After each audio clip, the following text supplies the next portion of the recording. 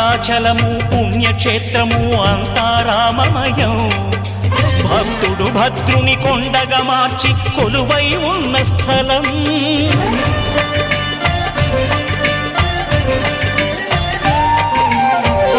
భక్తితో రామదాసు ఈ ఆలయమును కట్టించనయా.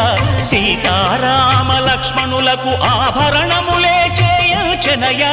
పంచవటిని ఆ జానకి రాముల పర్ణశాల అదిగో. సీతారాములు జలకము దాటిన శేషతీర్థమదిగో. రామ భక్తితో నదిగా మారిన శబరి ఇదేనయ్యా.